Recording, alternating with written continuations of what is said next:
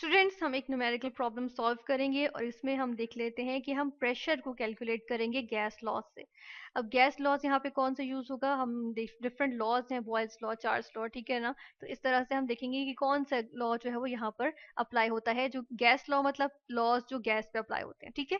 तो कैलकुलेट करेंगे हम प्रेशर फ्रॉम गैस लॉज।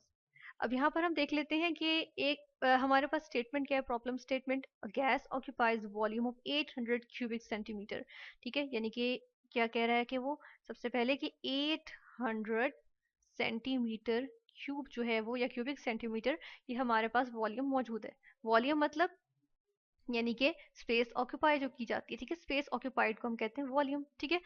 अब कितना है, 800 centimetre cube. Centimetre cube volume को मेजर करने का यूनिट आ गया, ठीक है।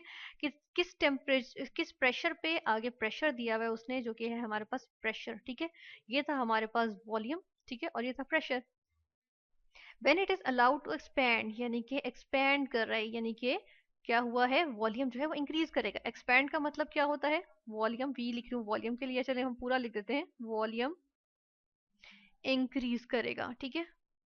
अब जब वॉल्यूम इंक्रीज करेगा इसका मतलब है कि हम प्रेशर देखेंगे कि कितना प्रेशर इसके अकॉर्डिंग होता है, यानी कि ये हमारे पास नया वॉल्यूम आ गया जिसको हम कह देते हैं वी, ठीक है। अब ऐसा ऐसा कर लेते हैं कि पहला वॉल्यूम जो था उसको V1 कह देते हैं, और ये दूसरी जो हालत आई है एक्सपैंड होने के बाद उसको V2 कह लेते हैं, ठीक है। तो हम देख रहे हैं कि दो हमारे पास वॉल्यूम आ गए और प्रेशर हमारे पास एक ही है। अब लेकिन प्रेशर जब होगा, हम अगर गैस लॉस के अकॉर्डिंग देखें तो हमें सबसे पहले ही पता चलता है कि बॉयल्स लॉ क्या कहता है। बॉयल्स लॉ क्या कहता है कि प्रेशर और वॉल्यूम जो है वो इनवर्सली प्रोपोर्शनल है, यानी कि अगर हम इसकी इक्वेशन लिखें तो वो कहता है P1V1 इक्वल्स टू P2V2, ठीक है। यानी कि हम कहते हैं बॉयल्स लॉ क्या कहता है, प्रेशर इज इनवर्सली प्रोपोर्शनल। ये प्रोपोर्शनैलिटी का साइन आया और 1/V मतलब इनवर्स प्रोपोर्शनैलिटी है, यानी कि ऑपोजिट है। अब P डिक्रीज करेगा तो वॉल्यूम क्या करेगा, इंक्रीज करेगा, ठीक है। और यहाँ पर हम देख लेते हैं कि हम क्या कर रहे हैं, हम यहाँ पर जो है वॉल्यूम इंक्रीज हो रहा है, ठीक है। अब यहाँ पर क्या लिख रहे हैं, हम लिख देते हैं कि वॉल्यूम जो है वो, अब उल्टा हिसाब है ना यहाँ पे, ठीक है, उलट है, दोनों एक दूसरे के उलट हैं। तो वॉल्यूम को जब क्या हो रहा है, इंक्रीज हो रहा है, जब वॉल्यूम का में इंक्रीज आ रहा है, ठीक है, तो हम क्या कहते हैं कि क्या होता है, हम कहते हैं जी प्रेशर जो है वो, क्योंकि इसका इनवर्स है, इसका मतलब है प्रेशर क्या हो जाएगा, डिक्रीज होगा। किस हिसाब से होगा ये तो हम देखेंगे, ठीक है ना, लेकिन डिक्रीज करेगा, ठीक है। अब हम ये देख लेते हैं, यहाँ हमारे पास इक्वेशन आ गई P1V1 इक्वल्स P2V2, ठीक है। इसके अकॉर्डिंग हम निकालेंगे, हमारे पास डाटा आ गया है, ठीक है। यहाँ से हम P को P1 कर लेते हैं और हमें what will be pressure, pressure अब वो कह रहा है कि आगे निकालें। तो ये इस वॉल्यूम पे जो V2 है इस पे प्रेशर कितना होगा, definitely P2 V2 sorry P2 होगा, ठीक है। V2 पे प्रेशर भी P2 होगा, तो कितना होगा ये हम निकालेंगे। लेकिन शर्त ये है कि अब जो हमने आंसर निकालना है वो एटमॉस्फेरिक प्रेशर में नहीं निकालना, वो millimetre of mercury, AG mercury, ये भी यूनिट होता है, ठीक है। ये भी प्रेशर का यूनिट है, इसमें निकालना है, ठीक है। अब ये हम निकाल लेते हैं, ये हम कैलकुलेट करेंगे। किस तरह से कैलकुलेट करेंगे, हमारे पास ये इक्वेशन तो यहाँ पे मौजूद है, ठीक है। ये किससे आई है, बॉयल्स लॉ। किस तरह पता चला हमें, हमें इस तरह से पता चला कि हमें जो है वो उसने दिया हुआ है यहाँ पर, क्या गिवन है कि वॉल्यूम गिवन है, ठीक है, और प्रेशर गिवन है, ठीक है। टेम्परेचर का जिक्र नहीं हुआ, इसका मतलब है टेम्परेचर मस्ट बी कांस्टेंट, ठीक है। यानी टेम्परेचर जो है वो कांस्टेंट रखा गया होगा। तो हम लिख देते हैं जी टेम्परेचर शायद कांस्टेंट रखा गया है, इसलिए टेम्परेचर का जिक्र करना मुनासिब नहीं समझा गया, ठीक है। और हम देख लेते हैं कि डेफिनेटली जब ऐसे मौके पे जब टेम्परेचर कांस्टेंट हो तो हम जो है वो बॉयल्स लॉ अप्लाई करते हैं, यानी कि हम क्या करते हैं कि P यानी कि pressure is inversely proportional to V, ठीक है। अब हम यहाँ देखते हैं P1V1 इक्वल्स P2V2। अब इसमें वैल्यूज पुट करते चले जाते हैं, वैल्यूज पुट करते हैं। वैल्यूज किस तरह से पुट की जाएंगी, यहाँ पे कि हम यहाँ लिखते हैं P1 क्या है हमारे पास, 1 एटमोसफेयर, ठीक है, 1 एटमोसफेयर लिख दिया। और V1 क्या है, V1 है 800 क्यूबिक सेंटीमीटर या सेंटीमीटर क्यूब, ठीक है। इक्वल्स टू आ जाएगा, ठीक है। अब इसको ऐसे करते हैं कि इसके बराबर ही कर लेते हैं, तो यहाँ से करने के लिए हम इधर कर लेते हैं, ठीक है। इक्वल टू नीचे है इक्वल्स टू के, फिर प्रेशर P2 है, ये तो हमें फाइंड करना है, तो यहाँ पर हम लिख देते हैं P2, ऐसे कैसे, हमें तो नहीं गिवन, ठीक है। फिर V2 लिखना है, V2 क्या है, 1200 सेंटीमीटर क्यूब, 1200 सेंटीमीटर क्यूब, ठीक है। अब ऐसा है कि हमें P2 निकालना है, तो P2 को एक तरफ रहने देते हैं, बाकी सारी क्वांटिटीज जो यहाँ मौजूद हैं उनको दूसरी तरफ ले जाते हैं। इक्वालिटी के दूसरी साइड पे जब ये जाएगा तो ये डिनोमिनेटर में चला जाएगा, ठीक है। तो हम जो है वो इसको इस तरह से लिख सकते हैं कि यही चीज उठा के हम ले जाते हैं डिनोमिनेटर में, ठीक है। इसको हम ले गए डिनोमिनेटर में, यहाँ पर आ गया डिनोमिनेटर में, ठीक है। डिवाइड का साइन लगाते हैं और यहाँ से जो है वो मल्टीप्लाई का साइन हटा देते हैं, ठीक है।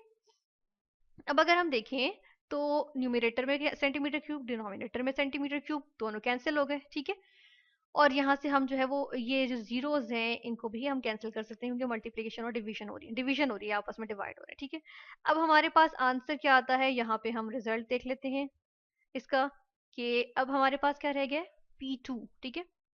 तो P2 इक्वल्स टू क्या है, 8 डिवाइडेड बाय 12, ठीक है। अब 8 को 12 से डिवाइड करें तो हमारे पास आंसर आता है 0.67 और साथ में अब एटमॉस्फेयर हमारे पास यूनिट बचा है ना, तो हमने लिख लिया ATM एटमॉस्फेयर, ठीक है। ये हमारे पास जो है वो प्रेशर आ गया। लेकिन हमें तो शर्त ये दी गई थी, कंडीशन थी कि जो है प्रेशर निकालना है किसमें, मिलीमीटर्स ऑफ मरकरी के यूनिट्स में जो है वो हमें प्रेशर निकालना है, ठीक है ना।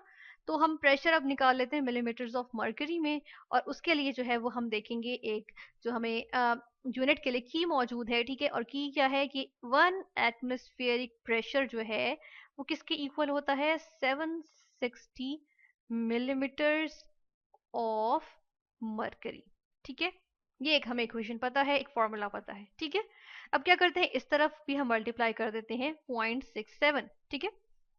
सो यहाँ पर हम करते हैं 0.67 मल्टीप्लाई बाय 1 एटमॉस्फेरिक प्रेशर, ठीक है। इक्वल्स टू हम क्या करते हैं कि यहाँ पर भी डेफिनेटली इक्वल्स टू की दोनों साइड पे फिर हमें जो है वो 0.67 को मल्टीप्लाई करना पड़ेगा ताकि इक्वालिटी का साइन मेंटेन रहे, ठीक है। तो हम यहाँ लिखेंगे 760 मिलीमीटर ऑफ मरकरी, ठीक है। इस तरह से आ गया। चलें क्लियर करने के लिए हम इसको यहाँ पर भी ब्रैकेट्स लगा देते हैं, ठीक है, कि ये मल्टीप्लाई हो रहा है, ब्रैकेट्स लगाएं या मल्टीप्लाई का साइन लगाएं एक ही बात होती है। अब 0.67 को 1 से मल्टीप्लाई करेंगे तो हमारे पास क्या आएगा, 0.67 ही आएगा, ठीक है। लेकिन एटमॉस्फेयर के साथ है तो एटमॉस्फेयर आ जाएगा। अब अगर हम नोट करें तो यही वाली चीज जो है, ये बिल्कुल ये चीज जो है वो ये हमारे पास यहाँ पर आ गई है, ठीक है। फिर हम देख लेते हैं 0.67 को 760 से जब मल्टीप्लाई करेंगे तो हमारे पास आंसर आता है 509, ठीक है। जीरो को हम सही कर लेते हैं, 09.2, ठीक है। यानी कि इस वैल्यू को और इस वैल्यू को हमने जो है वो आपस में मल्टीप्लाई कर दिया और हमारे पास यूनिट वैसे के वैसे ही आ जाएगा ऑफ मरकरी, ठीक है। ये हमारे पास जो है वो आंसर आ जाता है।